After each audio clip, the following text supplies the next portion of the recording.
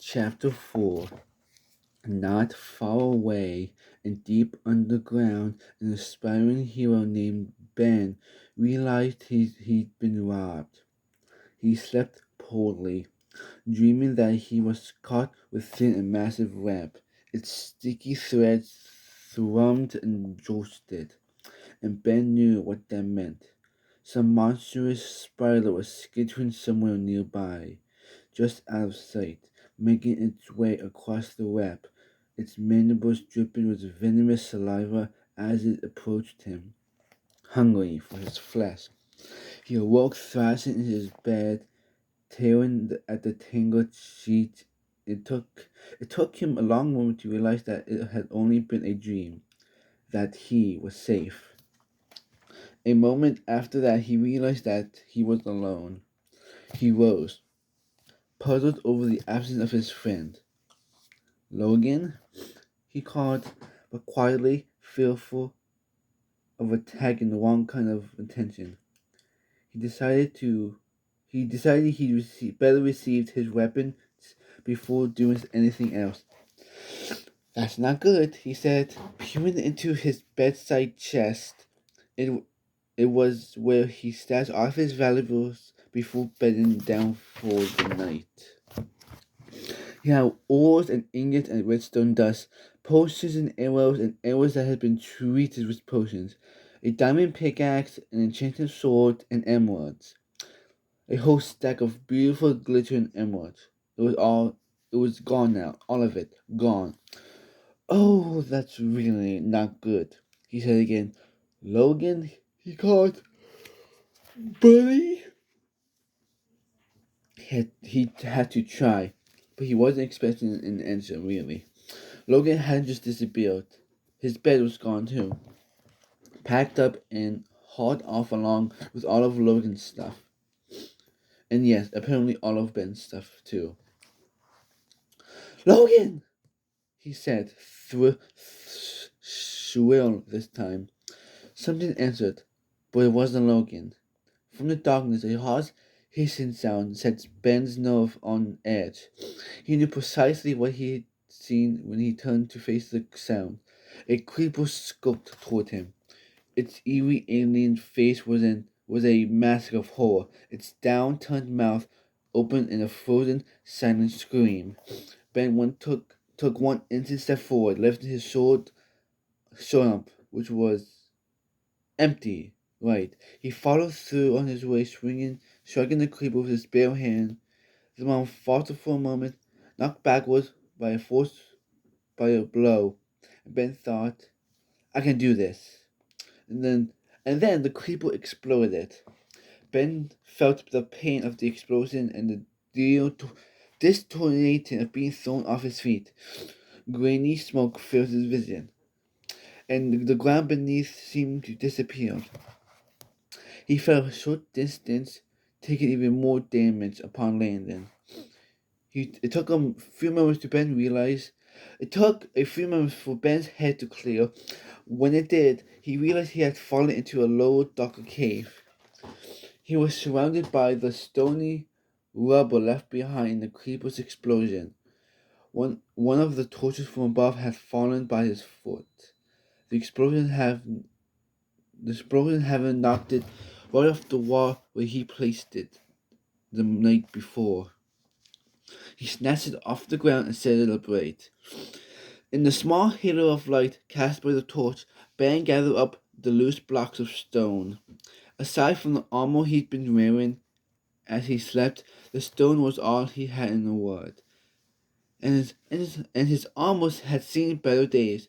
His simple iron breastplate was pitted and pockmarked. It had probably saved his life just now, but it couldn't take many more hits like that one. He was hurt, but worse than the physical pain was known was the knowledge that he'd been abandoned. Ben had known something like this could happen. Logan had warned him that he needed to stop pulling his weight in a partnership, and Ben had tried, hadn't he? He knew he tried and failed apparently. Ben's gloomy musings were interrupted by the sound of a growling in the darkness. Regret and remorse would have to wait. Between Ben and the relative safety of the sunlight were an unknowable number of monstrous mobs intent on tearing him into bits. He was unarmed, under-equipped, and barely armored, and the only sources of light he had available to him were the torches that he and Logan had left behind the day before. Retracing their steps would be his best chance of surviving, and perhaps of reuniting with his lost friend. It was a plan anyway. He still didn't love his art, but if he got out of it alive, he had a pretty good story to tell. And maybe that would be enough to prove Logan, once and for all, that Ben had what it took to be a hero like him. Chapter 5. In the days that followed the burning of the hot tree, the memory of the stranger's words and actions hung over Plaintown like a curse. But days became weeks, and as Bobbie returned to her routine, the boy was soon forgotten. More left. He left his mark, though. Bobbie now started her days by checking on the town square. She had removed the makeshift dirt barrier, and the grass had grown back quickly after that. The tree itself was another matter, and not so easily fixed. Bobbie had planted 4 small saplings in the hope that they would intertwine as they grew. Maybe one day they would grow into a great tree to rival the one that had been lost. But that day, if it ever came, was a long way off. "Come on, little one," she coaxed. "Grow big and strong. You can do it." Farmer Brian honked at her. "Bone meal? Where will I get bone meal?" she asked. It's not like I'm gonna fight a skeleton."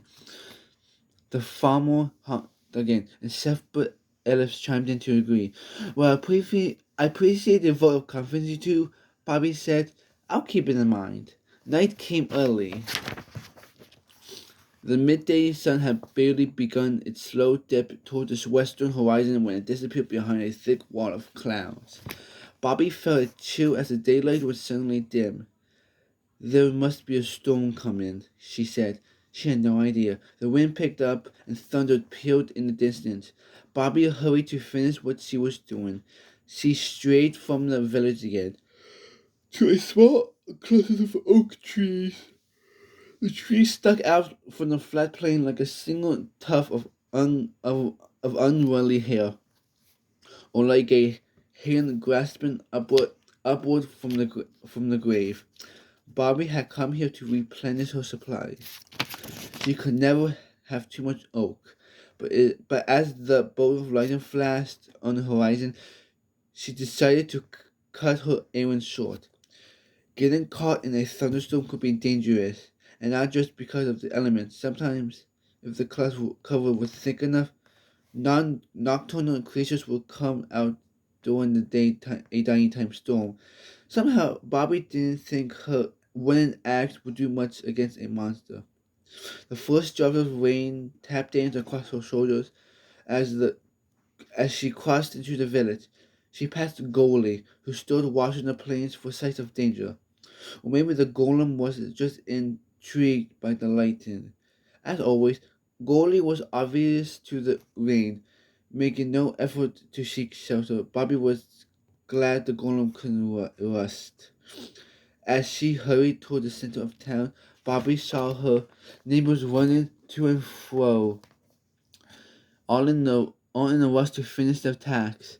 "It's going to be a big one, I think," she said to the weaponsmith, who stood at an anvil putting the finishing touches on a new sword.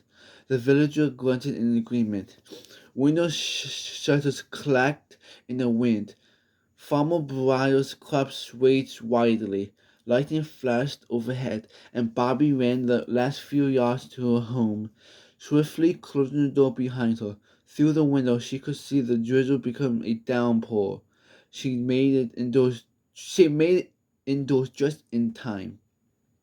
"Whew," she said, leaning against the closed door. Her parents looked up, startled by her sudden entrance. They offered her a bowl of soup. "Thanks, that sounds good," she said. "But where's Johnny?" Her parents honked. "What do you mean you don't know?" "There's a storm out there," they muttered defensively. "Then they put a bell on him," she said. "He can't be out there unsupervised all the time." Bobbie huffed. She braced herself. Then she threw open the door and ran out into the rain. Within a second, she was drenched, exactly what she hoped to avoid. Johnny was going to get a good scolding in. She just had to find him first. There was no choice but to go door to door. She knew he wouldn't be outdoors. She checked with the shepherd and the farmer, the cartographer and the librarian. None of them had seen her brother. Thunder rumbled angrily over the village, and Bobbie grumbled with it. She was soaked through. Her boots felt heavy and squished with every step. And she still had a dozen buildings to check. It was getting darker out too. She could scarcely see a thing. A flash of lightning gave Bobbie a fleeting view of her surroundings. She saw a figure standing in her path, right in the middle of the dirt road. It couldn't be her brother. Even Johnny wasn't reckless enough to wander around in a storm like this one. Besides, the figure was too tall to be her brother. "Cleric Avery, is that you?" she asked. Or Shepherd Ellis? Her voice sounded faint in her own ears. The figure didn't seem to hear her at all, but it was so hard to see anything. "Hello?" she called, raising her voice to be heard over the storm. "Who's there?" The figure's head snapped up. She had its attention at last. She immediately realized her mistake. "Zombie!" said Bobbie, her voice a whisper. The zombie fixed her with its gaze. Its eyes were dark wells of hunger as it looked forward. Although it was still some distance away, it lifted its arms as if grasping for her. It uttered a groan, mindless and hollow, like a rumbling of an empty stomach. Bobbie knew it wanted to eat her. She spun on her heels and ran. Home wasn't too far. She could make it, so long as she didn't turn around. She just had to trust that the zombie wouldn't catch her, and it wasn't right behind her, closing the distance so that it could grasp her, drag her down, and bite into her. She was so worried about the zombie behind her that she didn't see the one in front of her it, until it was nearly too late. It was the groan that saved her, alerted her of the danger in her path. She looked up and saw clutching hands, green with rot, reaching out to receive her. She skidded to a stop, slipping to the ground. The second zombie loomed above her, and she kicked out at it, pushing away and scrambling back to her feet. She ran in a new direction now that the path home was blocked. She ducked into an alleyway. The darkness was unnerving, but it worked to her advantage. Both zombies had been pursuing her, shambled past her hiding place. She held her breath, not daring to exhale until they were out of sight. Even in her panic, Bobbie realized something important. One zombie was bad luck. Two zombies might be something worse. A flash of lightning proved her suspicion right, so terrifyingly so. In the momentary strobe of light, she saw figures spread throughout town, a dozen at least, and every one of them was a zombie. It was a siege. The town was under attack. Bobbie screamed, and then realized that was the last thing she should have done. She clamped her hands over her mouth, worried that the scream would bring them right to her, but she was lucky. The peal of thunder matched the sound of her panic. The zombies still shimmered mindlessly about the town. She could just see their outlines set against the deeper darkness of the storm. Her first thought was of Johnny. Everyone else was safely tucked away at home. She had the storm to thank for that. But what about her brother? He he would have sought refuge from the storm too. But as soon as the rain stopped, he could step outside and right into the horde of flesh-eating dead mobs. Bobbie needed to raise the alarm. She had to let everyone know about the danger. She thought about screaming again, but that will only bring the villagers running. They'd be helpless against the horde. Slowly, carefully, she edged to the end of the valley. Peering into the storm, she could see the town square by the light of its torches. Standing in front of the full semblance was a wooden arch, and hanging from that arch, glittering in the torchlight, was a bell. If Bobbie could ring that bell, the whole town would know there was danger. They know to stay indoors and to keep Johnny indoors too. Just one problem. Between Bobbie and the bell, there were at least 4 zombies. She might be able to get past one or two of them, but 4?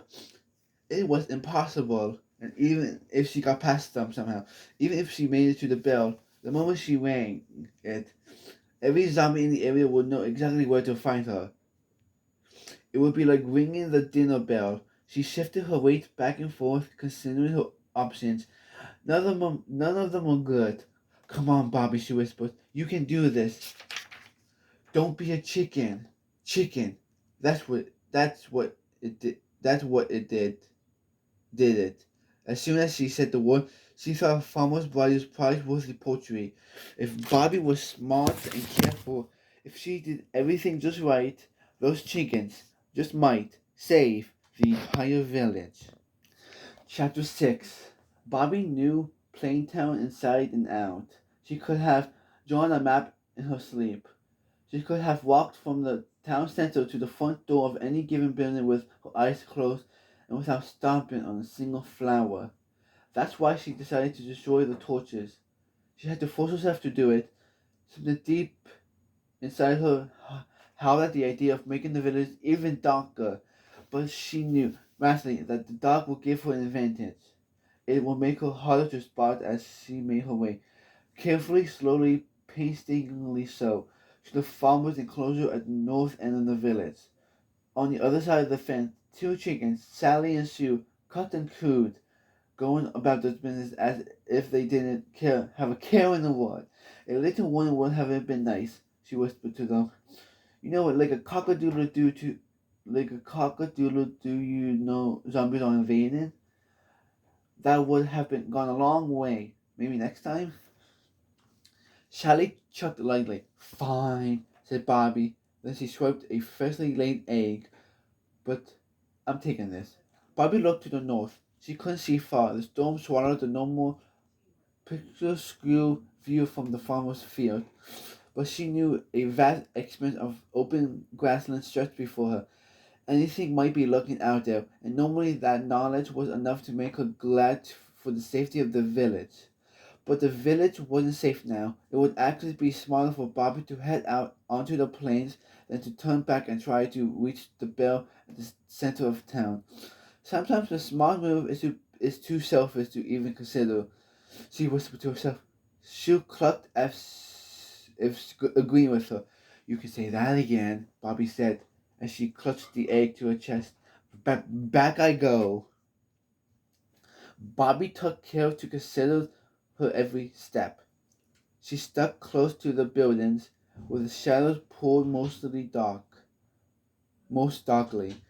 She was determined to take her time so that she wouldn't make any careless mistakes. And then the rain slowed, and Bobbie knew she had to hurry. If the storm ended, her neighbors and family might step outside and be overwhelmed. She picked up the pace, sliding along oaken walls, stepping lightly but swiftly. Within minutes, she rounded a corner, and the lightly and the town center came into view. Its bell was tentatively close, but there were no more buildings to hide behind. Between her and that bell was nothing but open air and the walking dead. The rain stopped completely, and Bobbie knew she had no more time to waste. She hefted the egg in her hand, tested its weight, then she let it fly. With a tremendous splat, the egg shattered against the bell. The bell swung back and then forward and back again, and as it moved, it sung out clang, clang, clang. Bobbie wanted to cheer. She'd done it. She alerted the village to the danger they were in, but she alerted the zombies too. Bobbie had hoped the zombies' attention would be drawn to the bell, giving her time to slip away. But one of them had seen the egg as it soared through the air. It was a sweep of its night black eyes. It had found her. The zombie groaned loudly, drawing the attention of its companions within seconds. Every zombie in the square had Bobbie in its sights. Bobbie spun around. She needed to get indoors. It didn't matter where the, and the temple was the closest. But there were zombies between her and the temple. In that case, the smithy. But no, zombies were closing in from that direction too. Bobbie turned around in tight circle everywhere she looked. Everywhere she might have tried to run, there were zombies, shambling forward with her arms outstretched, reaching towards her. She stumbled as she spun, tripping over her own feet. The circle of ghouls closed in around her. She couldn't fight anymore. She screamed. Bobbie curled into a ball, desperate to avoid the touch of the undead for as long as she could. She closed her eyes tight. She could hear the zombies' footsteps echoing in the night, almost sounding like the now distant thunder of the storm. Only, that was strange, wasn't it? The footsteps sounded far too loud, too heavy to belong to a zombie. She opened her eyes and saw a zombie go flying through the air. There was only one thing Bobbie knew with the power to send them all flying like that. Goldie had come to her rescue. The Iron Golem was carving a path to her, finding its way through a cluster of the undead. The zombies all around her shifted their focus to the oncoming threat, turning away from Bobbie and swarming the Golem instead.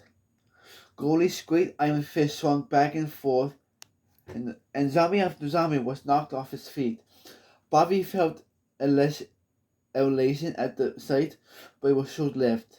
As Goldie was, the Golem was vastly outnumbered. The injured zombies got back up again, rejoining the brethren. They encircled Goldie, punching and clawing and biting at the metallic hide. Bobbie saw cracks spreading across that hide as Goldie's shining skin took more and more damage that spurred her to action. The closest thing she had to a weapon was a wooden axe. It would have to do. She leaped forward, swinging the tool in front of her. Batting the zombies aside, they barely noticed her. They kept all the aggressive focus on the Golem. But she pressed forward. She had to help Goldie, as Goldie had helped her. Suddenly, her axe shattered against a zombie's skull. She should have known. The axe had never been intended as a weapon, and she worn it down while chopping wood out the plane. Yep. She searched her inventory for another weapon. There had to be something.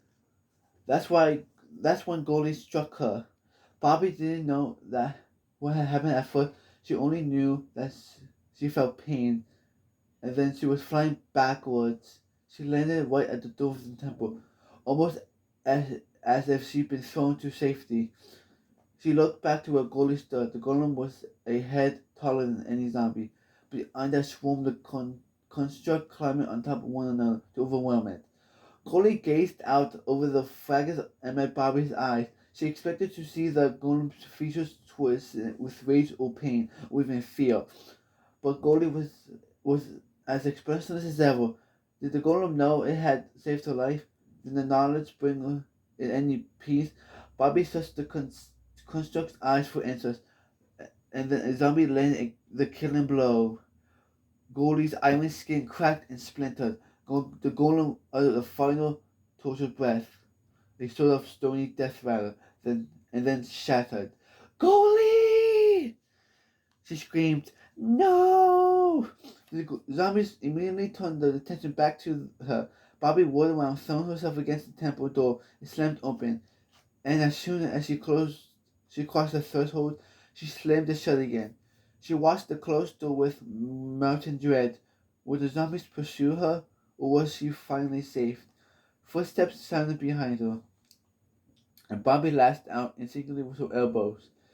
She caught Cleric Ivy right in the face. "Sorry," said Bobbie. "You startled me." The cleric honked with irritation, but upon seeing the state Bobbie was in, the voice softened with concern. "I'm okay," answered Bobbie, "but they got Goalie." Cleric Avery's face dropped. They nodded sadly. Then reaching out to touch Bobbie's shoulder, the cleric promised they were safe in the temple. And that was the and that was when the door shattered into splinters and the zombies stormed into the building.